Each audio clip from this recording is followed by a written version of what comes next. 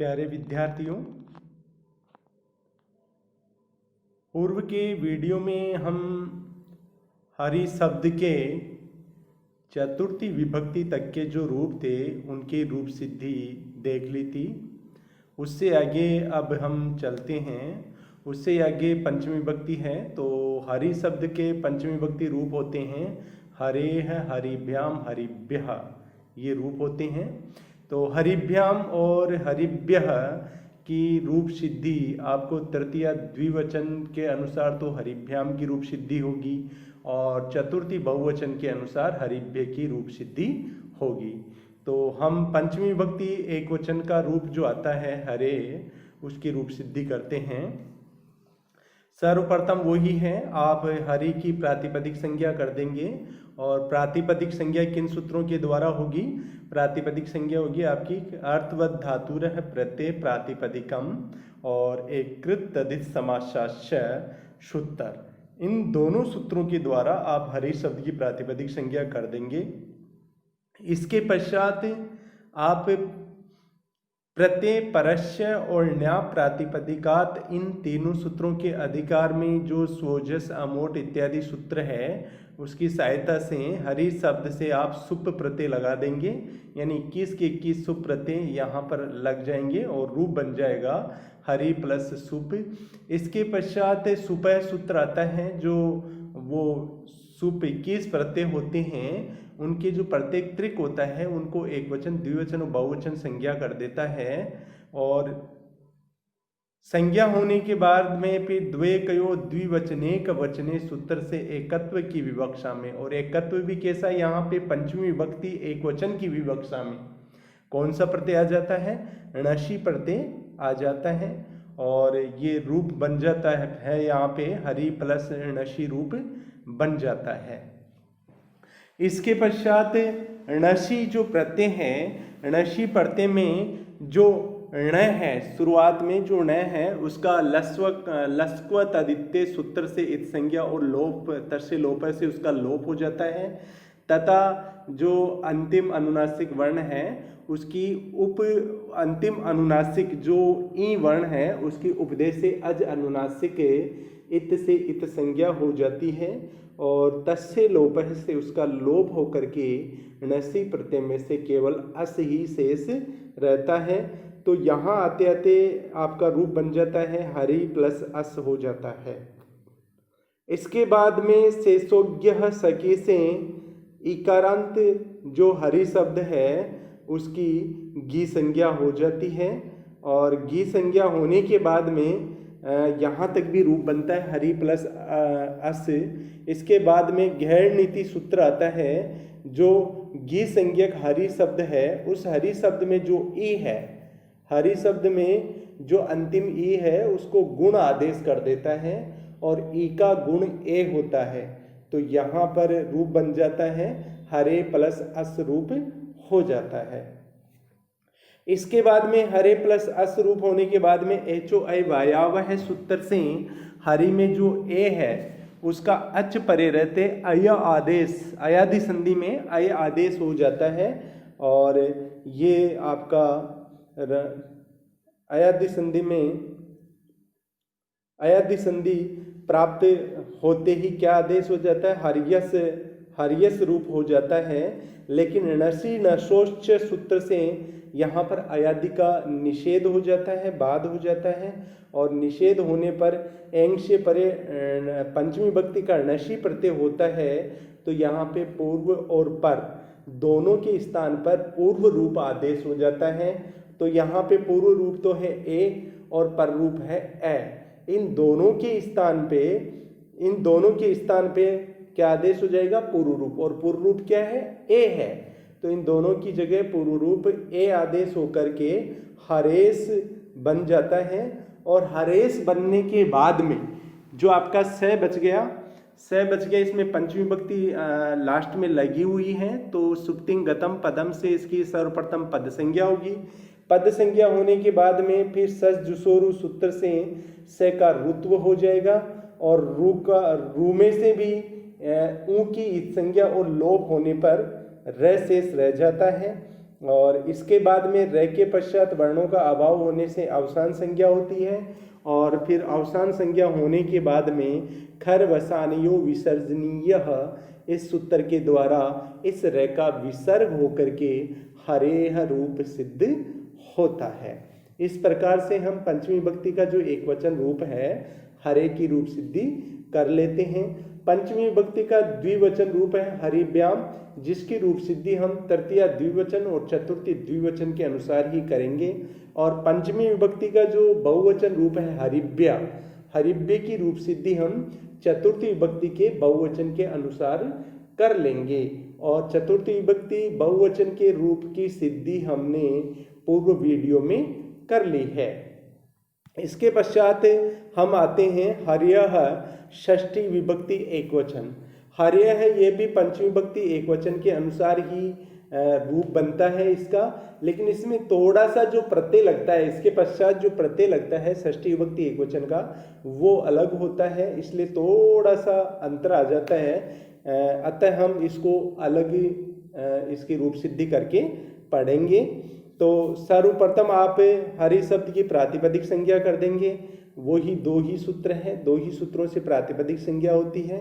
पहला है अर्थवत धातुरः प्रत्यय प्रातिपदिकम, जो अव्युत्पत्ति पक्ष में प्रातिपदिक संज्ञा करता है। और दूसरा है कृत तदित समासशास्त्र सूत्र, जो व्युत्पत्ति पक्ष में प्रातिपदिक संज्ञा कर देता है। प्रातिपदिक संज्ञा हो जाने के बाद में प्रत्यय परश्च और न्या प्रातिपदिकात, इन तीनों सूत्रों के अधिकार से स्व जस अम ओट इत्यादि जो सूत्र है उससे सारे के सारे 21 प्रत्यय हरि शब्द से लगने को तैयार हो जाते हैं, यानी पूरे सुप प्रत्यय हरि शब्द के पश्चात आ जाते हैं। इसके पश्चात सुपह सूत्र से जो सुप प्रत्ययों के जो 7 त्रिक बनाए हुए थे और प्रत्येक त्रिक में जो 3 प्रत्यय थे, उस प्रत्येक त्रिक के तीनों प्रत्ययों की क्रमशः एकवचन द्विवचन बहुवचन जो संज्ञा होती है वह सुपह सूत्र के द्वारा होती है। और संज्ञा हो जाने के बाद में फिर द्वेकयो द्विवचनेक वचने, ये जो सूत्र है ये एकत्व की विवक्षा में एक वचन का प्रत्यय यहाँ पर कर देता है। तो यहाँ पे षष्ठी विभक्ति एक वचन का प्रत्यय णस प्रत्यय है, तो यहाँ पे णस प्रत्यय का आगम हो जाता है और रूप बन जाता है हरि प्लस णस रूप बन जाता है। इतना होने के बाद में जो णस में ण है उसकी इत संज्ञा और इत संज्ञा लस्क्व तदित्य सूत्र से हो जाती है और तस्य लोपः से उसका लोप होकर के हरि प्लस अस शेष रह जाता है, अतः ऋणस प्रत्यय में से अस शेष रह जाता है।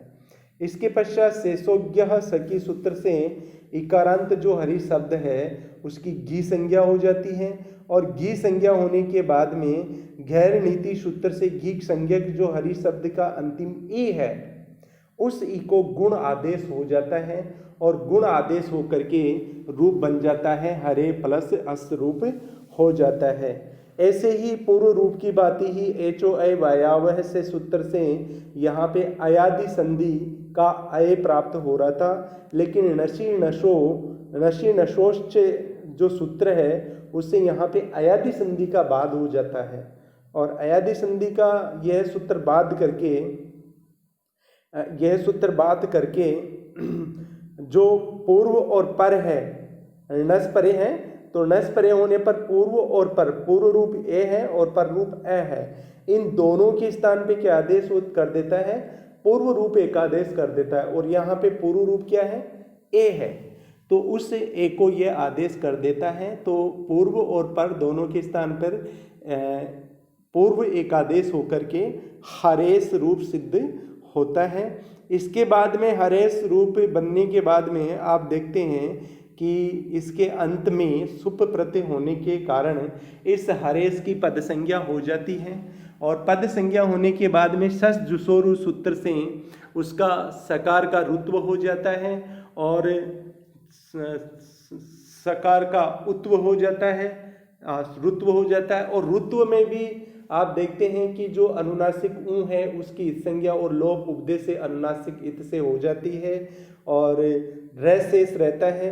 र शेष रहने के बाद में र के पश्चात वर्णों का अभाव है, इसलिए अवसान संज्ञा हम कर देते हैं और अवसान संज्ञा होने के पश्चात खर वसानियो विसर्जनीय जो सूत्र है उससे र का विसर्ग आदेश होकर के हरेह रूप सिद्ध होता है।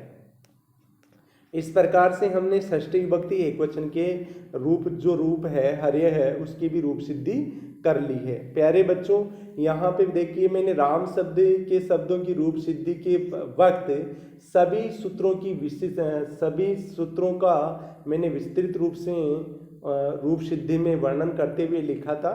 तो यहाँ पे मैं सीधे रूप से लिख रहा हूँ जिससे क्या है कि कम समय में हम अधिक से अधिक अध्ययन कर पाएँ। तो आप मैं बोल तो प्रक्रिया के अनुसार ही रहा हूँ, लेकिन यहाँ पे मैंने जो सूत्र जिन सूत्रों का बार बार प्रयोग होता था उनको कम ही लिखा है। तो मेरे बोलने के अनुसार आप उन सूत्रों के इन शब्दों की रूप सिद्धि करते जाइए। इसके पश्चात में हम चलते हैं हरियो हो जो आता है वह षष्ठी और सप्तमी दोनों विभक्तियों का द्विवचन रूप होता है। तो इस हरियो की रूप सिद्धि हम करके देखते हैं। तो देखिए हरि सबसे पहले वो ही प्रातिपदिक संज्ञा आप कर देंगे अर्थवत धातुर प्रत्यय प्रातिपदिकम से और कृत तदित समासशास्त्र सूत्र से, इन दोनों से आप हरि शब्द की प्रातिपदिक संज्ञा कर देंगे और आगे आप द्विवचन की विवक्षा में हरि का 2 बार उच्चारण करोगे, यानी हरि को आप 2 बार लिख दोगे। तो हरि हरि ये रूप बना। इसके पश्चात प्रत्यय परश्च और न्याय प्रातिपदिका तीनों सूत्रों के अधिकार में सो जस अमोट इत्यादि सूत्र जो पढ़ा गया है उस सूत्र की सहायता से यहाँ पे 21 सुप प्रत्यय आ जाते हैं और रूप बन जाता है हरि हरि प्लस सुप रूप बन जाता है। तो पूरे 21 प्रत्यय लगने से रहे, यहाँ पे केवल षष्ठी का द्विवचन और सप्तमी का द्विवचन का प्रत्यय ही लगेगा। तो वो कैसे लगेगा इसका आगे पढ़ते हैं। इसके पश्चात में सुपय सूत्र आता है। जो सुप प्रत्ययों के जो 7 त्रिक थे उनमें प्रत्येक त्रिक में जो 3 प्रत्यय थे उन तीनों प्रत्ययों को यह सुपय सूत्र क्रमशः एकवचन द्विवचन और बहुवचन संज्ञा कर देता है। इसके पश्चात में द्वे वचनेक द्विवचने सूत्र से षष्ठी और सप्तमी के द्विवचन की विवक्षा होने पर यहाँ पे ओस प्रत्यय आ जाता है। षष्ठी विभक्ति द्विवचन और सप्तमी विभक्ति द्विवचन का ओस प्रत्यय आ जाता है। इतना होने के बाद में आप सरूपाणाम एक शेष एक विभक्तौ सूत्र से यहाँ पे अन्य हरि का लोप हो जाता है, केवल एक हरि ही शेष रहता है और यहाँ पे रूप बन जाता है हरि प्लस औस रूप शेष रह जाता है या रूप बन जाता है। इसके बाद में औस जो प्रत्यय है, औस प्रत्यय में जो सकार है उस सकार की भी हलंत्यम सूत्र से इत संज्ञा और तस्य लोपः से उसका लोप प्राप्त हो रहा था, लेकिन न विभक्तो तुष्मा सूत्र से उसका निषेध हो जाता है। इतना होने के बाद में वही रूप आपके सामने रहता है, हरि प्लस ओस रूप ही आपके सामने रहता है। इसके बाद में इको यणची सूत्र से इक प्रत्याहार का जो ई है, हरि में जो ई है उस ई को अच परे रहते यण ये आदेश हो जाता है, यण संधि हो जाती है, यानी यण का ये आदेश हो जाता है और रूप बन जाता है हर ये ओस और इनको मिलाने पे रूप बनता है हरियोस। अब उसी प्रकार से यहाँ पे सुप प्रत्यय पश्चात है, इसलिए हरियोस की पद संज्ञा होती है और सकार का सज जुसोरु से वो ऋतु आदेश होता है और ऋतु में से अनुनासिक ऊ की इस संज्ञा और लोप हो जाती है, र शेष रहता है, र के पश्चात अवसान संज्ञा होती है और अवसान संज्ञा होने के बाद में खर वसानीय विसर्जनीय सूत्र से र का विसर्ग आदेश होकर के हरियो रूप सिद्ध होता है। इस प्रकार से षष्ठी विभक्ति का द्विवचन और सप्तमी विभक्ति का द्विवचन, इन दोनों शब्दों की रूप सिद्धि हम करके देख लेते हैं। चलिए अगला अपन लेते हैं षष्ठी विभक्ति का बहुवचन हरि नाम। षष्ठी विभक्ति बहुवचन है। तो इसकी रूप सिद्धि करने के लिए सर्वप्रथम वही आप प्रातिपदिक संज्ञा कर देंगे। प्रातिपदिक संज्ञा होने के बाद में आप प्रत्यय परश्चय और प्रणव प्रातिपदिका नहीं, इनका प्रातिपदिक संज्ञा होने के बाद में आप बहुवचन की विवक्षा में इसका 3 बार लिख दोगे या इसका 3 बार उच्चारण करोगे बहुवचन की विवक्षा में। इसके पश्चात में प्रत्यय परश्चय और न्याय प्रातिपदिका तीनों सूत्रों के अधिकार में सो जस इत्यादि सूत्र से सारे के सारे 21 प्रत्यय जो सुप हैं वो हरि से लग जाते हैं। और इसके बाद में सुपह सूत्र से उन सुप के प्रत्येक त्रिक के तीनों प्रत्ययों को एक वचन द्विवचन बहुवचन संज्ञा हो जाती है। फिर बहुषु बहुवचनम सूत्र से षष्ठी विभक्ति बहुवचन की विवक्षा में इन सुपह प्रत्ययों में से केवल षष्ठी विभक्ति बहुवचन का आम प्रत्यय आकर के लग जाता है और रूप यहाँ पर बन जाता है हरि हरि हरि प्लस आम रूप बन जाता है। इसके पश्चात यहाँ पे हलंत्यम सूत्र जो आम का अंतिम मय है उसको हलंत्यम सूत्र से इस संज्ञा प्राप्ति और तस्य लोपय से उसका लोप हो रहा था, परंतु नए विभक्तो तुष्मा सूत्र से उसका निषेध हो जाता है। इसके पश्चात स रूपाणाम एक शेष एक विभक्तो सूत्र से एक हरि शेष रह जाता है और अन्य हरि का लोप हो जाता है। इसके बाद में रश्वन ध्याप्यो नुट है सूत्र से आम के परे रहते नुट का आगम होता है और नुट का आगम होने के बाद में नुट में से ऊ और ट की संज्ञा और लोप होने पर नहीं शेष रहता है। तो यहाँ पे स्थिति बन जाती है हरि प्लस नय प्लस आम। इसके बाद में नामी सूत्र से जो अजंत अंग हरि शब्द की अंग संज्ञा हो जाते हैं, अंग संज्ञा भी होती है क्योंकि ये अजंत है यानी इसके अंत में अच है तो इसकी अंग संज्ञा हो जाती है। तो अजंत अंग हरि शब्द का जो अंतिम ई है उसको नाम परे रहते दीर्घ आदेश हो जाता है और ई का दीर्घ क्या हो जाता है ई हो जाता है, तो हरि नाम रूप बनता है। इसके पश्चात में अटकू पवांग नुम वेवाया आपी ही इस सूत्र के द्वारा जो न है उसका न होकर के हरिनाम रूप सिद्ध हो जाता है। इसके बाद में हम हरो सप्तमी विभक्ति एक वचन के रूप पे चलते हैं और सप्तमी विभक्ति एक वचन का रूप है हरो। सप्तमी विभक्ति के तीनों रूप होते हैं, एक वचन का हरो, द्विवचन का हरियो और बहुवचन का हरिसु। हरियो की रूप सिद्धि हमने देख ली है। अब सप्तमी विभक्ति का एक वचन जो रूप है हरो उसकी रूप सिद्धि हम देखते हैं। सर्वप्रथम हरि की प्रातिपदिक संज्ञा कर दोगे आप और फिर प्रत्यय परश्चय न्याय प्रातिपदिकात सूत्रों के अधिकार में सो जस सूत्र से सुपह प्रत्यय लग जाएंगे और रूप हो जाएगा आपका हरि प्लस सुप रूप हो जाएगा। इसके पश्चात सुपह सूत्र के द्वारा प्रत्येक त्रिक के तीनों प्रत्ययों को एक वचन द्विवचन और बहुवचन संज्ञा करने के पश्चात द्वेकयोग द्विवचनेक वचने सूत्र से यहाँ पर सप्तमी विभक्ति एक वचन की विवक्षा में ऋणी प्रत्यय लग जाता है और रूप हो जाता है आपका हरि प्लस ऋणी रूप हो जाता है।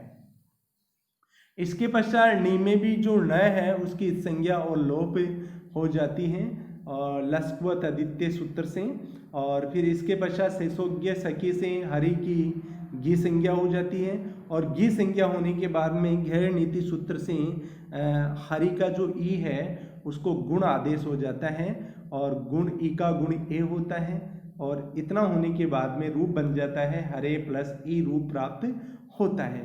इसके पश्चात में अच गे सूत्र से जो गुण हो रहा था, घेर नीति सूत्र से जो गुण प्राप्त हो रहा था उसको अच घे सूत्र बात कर देता है और वह कहता है कि जो प्रत्यय का ई है उसको तो ओत आदेश होता है और जो गी संज्ञक ई है उसको अत आदेश होता है। तो यहाँ पे गी संज्ञक हरि का जो ई है उसको अत आदेश और जो प्रत्यय का शेष बचा हुआ ई था उसको ओत आदेश हो जाता है। तो अत का मतलब ए और ओत का मतलब आउ। तो इतना होने के बाद में रूप आपके सामने आ जाता है हर प्लस आउ। ये रूप आने के बाद में वर्धी रेची सूत्र से ए प्लस आउ की जगह वृद्धि एकादेश होकर के हरौ रूप सिद्ध हो जाता है। इस प्रकार से हम सप्तमी विभक्ति एक वचन का जो रूप है हरौ उसकी रूप सिद्धि कर लेते हैं। इसके पश्चात सप्तमी विभक्ति का बहुवचन रूप है हरीसु। हरीसु के रूप सिद्धि करने के लिए सर्वप्रथम वही प्रातिपदिक संज्ञा करनी पड़ेगी। बहुवचन रूप है तो इसका अपन को 3 बार उच्चारण करना पड़ेगा, इसका 3 बार इनको लिखना पड़ेगा। इसके बाद में प्रत्यय, परश्च और न्याय प्रातिपदिकात इत्यादि सूत्रों की सहायता से, सोजस इत्यादि सूत्र से यहाँ पे सुप प्रत्यय का आगम हो जाता है, यानी सारे के सारे सुपों का आगम हो जाता है और रूप बन जाता है हरि हरि हरि प्लस सुप रूप बन जाता है। इसके पश्चात में सुपय सूत्र से इन जो सातों त्रिक थे सुपय प्रत्ययों के, सुप प्रत्ययों के, उन प्रत्येक त्रिक में जो 3 प्रत्यय हैं उनको एकवचन, द्विवचन और बहुवचन संज्ञा हो जाती है। और संज्ञा होने के बाद में बहुसु बहुवचनम सूत्र की सहायता से सप्तमी विभक्ति बहुवचन की विवक्षा में यहाँ पे सप्तमी विभक्ति बहुवचन का प्रत्यय सुप लग जाता है और रूप बन जाता है आपका हरि हरि हरि प्लस सुप रूप बन जाता है। इसके पश्चात हलंत्यम सूत्र से सुप में जो पय है उसकी इत संज्ञा प्राप्त हो रही है और इत संज्ञा होने के बाद में तस्य लोप है से उसका लोप भी हो जाता है और आपके सामने शेष रहता है हरि हरि हरि प्लस सुशेष रहता है। इसके पश्चात सरूपाणाम एक शेष एक विभक्तो सूत्र से एक हरि शेष रह जाता है और अन्य का लोप हो जाता है। तो यहाँ आते आते भी आपका रूप बन जाता है हरि प्लस सुरूप बन जाता है। इसके पश्चात आदेश प्रत्ययो सूत्र से जो रकार के उत्तरवर्ती जो ई है, यानी हरि का अंतिम जो ई है उसको प्रत्यय का सुप प्रत्यय रहते हैं, प्रत्यय का इसको यानी इस ई से परे अपदांत जो प्रत्यय का अवयव सु है, यानी प्रत्यय का अवयव जो सु परे है, यानी प्रत्यय का अंग अवयव यानी प्रत्यय में से बचा हुआ सु परे है, किससे? ई से परे। तो उस सु को मूर्धन्य स हो जाता है, मूर्धन्य श हो जाता है और ऐसा होकर के आपका हरिसु रूप सिद्ध हो जाता है। प्यारे बच्चों, इस प्रकार हमने देखा है हरि शब्द के सभी 21 रूपों की रूप सिद्धि करके हमने देख ली है। अब मैं नामिक प्रकरण में आपको रमा जो शब्द हैं उसकी रूप सिद्धि करके और दिखाऊंगा। उसके पश्चात आप जो अन्य शब्द आपके पाठ्यक्रम में दिए हुए हैं उनकी रूप सिद्धि आप स्वयं अपनी पाठ्य पुस्तक में से देख के करेंगे। जिस प्रकार से मैंने आपको यहाँ बताई है उसी प्रकार से आप उनकी रूप सिद्धि करेंगे। कोई नया सूत्र प्रयोग में हो रहा है तो सर्वप्रथम उस सूत्र को आप उस सूत्र को पढ़ेंगे, उसके पश्चात आप उसकी रूप सिद्धि करेंगे। तो अगली कक्षा में हम रमा शब्द जो आकारांत स्त्रीलिंग है उसके जो शब्द रूप है उनकी रूप सिद्धि देखेंगे।